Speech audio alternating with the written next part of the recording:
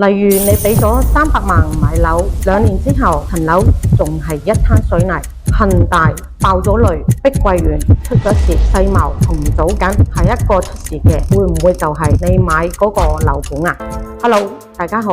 如果你睇到我嘅頭3集，你已經知道買樓前嘅騙局、收樓後嘅陷阱，同2026年最新嘅詐騙手法。但係今集我想帶大家翻去最基本、最核心嘅問題：你買嗰層樓真係會起到出嚟俾你咩？呢一集我會教你用行內人嘅方法 check 清楚一個開發商穩唔穩陣嘅，一個盤會唔會爛尾，同埋如果你有心儀嘅樓盤想我幫你 check 清楚穩唔穩陣 ，WhatsApp 我免費幫你 check。我唔想你俾咗錢之後先發現中伏。第一單 check 5證，10個有9個嘅香港客都冇出過。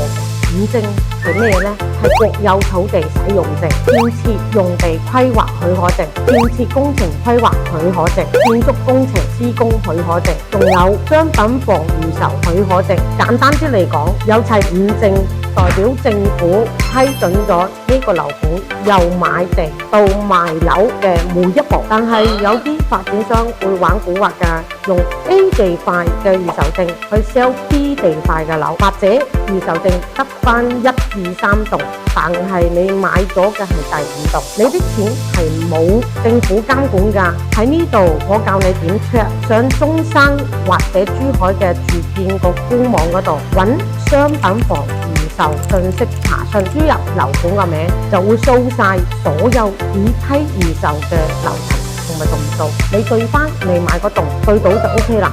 對唔到你即刻要搭呢2分鐘嘅功夫，可能幫你慳翻成副身家。如果你唔識 check 嘅情況下，send 個樓盤名俾我嘅 WhatsApp， 我幫你去 check。第二單資金監管賬戶，你啲錢最終去咗邊？正常嚟講呢，買樓嘅啲錢應該存入商品房預售資金監管賬戶，銀行同埋住建雙重監管，發展商唔可以隨便拎走，起到幾多先俾幾多錢。但係有啲發展商叫你入錢去普通嘅公司賬戶入邊，就話一樣㗎，梗係唔係一樣啦。你入咗普通賬戶，你啲錢就係佢嘅啦。佢中意拎去還債、拎去投資、拎去第二個盤填氹都仲得㗎，你控制唔到㗎。2024年呢，有單 case 就係咁嘅，發展商將幾個億預售資金轉咗去母公司嗰度還債，地盤停晒工，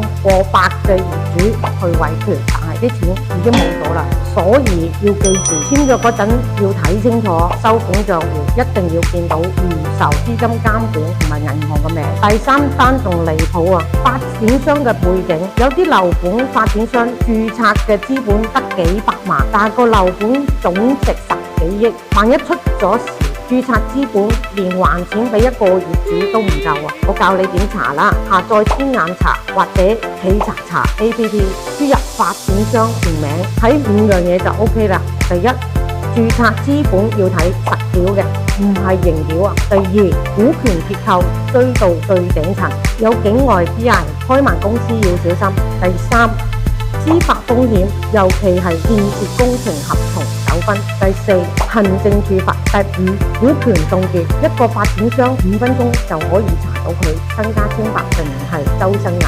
如果你唔識查，send 個開發商名俾我 WhatsApp， 我幫你查。第4單實地踩場，每一個揾我推介俾客戶嘅，唔係睇示範單位，係睇工地。你要睇咩？天秤係唔係喺度喐緊？工人多唔多？建材有冇新嘅運入嚟？工程公告牌寫係咩日期？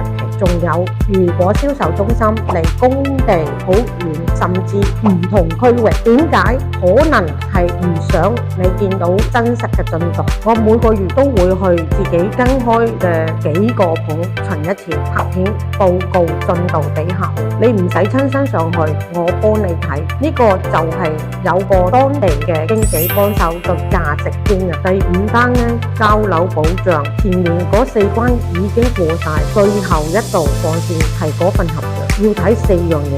第一，睇交樓日期要快，要見到2026年12月31日前，唔好接受預計或者大約，力爭。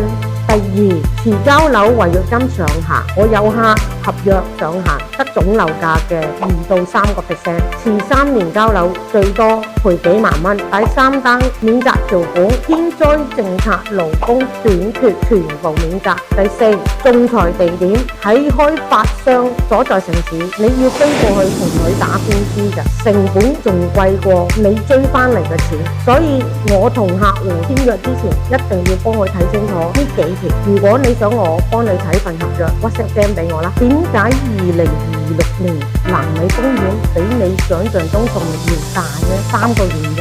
第一，內地樓市調整未完，3、4線城市庫存積壓嚴重，樓賣唔出，發展商資金回籠就會慢。第二，融資渠道收窄咗，銀行對民營中小型發展商貸款越嚟越緊嘅，資金鏈斷裂只會係時間嘅問題。第三，銷售持續低迷，部分城市樓價跌咗30到40%，有發展商蝕住賣就會卡成本。所以我唔係嚇你啊，而係想你明白2026年買樓揀開發商嘅重要性前所未有咁高嘅。一個穩陣嘅發展商係你成副身家嘅保障。就將 checklist 你 cap 低佢，呢5樣嘢你喺俾任何訂金之前一定要做齊。仲有3句話一定要記住，發展商係大品牌，唔會有事。恒大夠大未啊？合約有寫保障，寫咩先係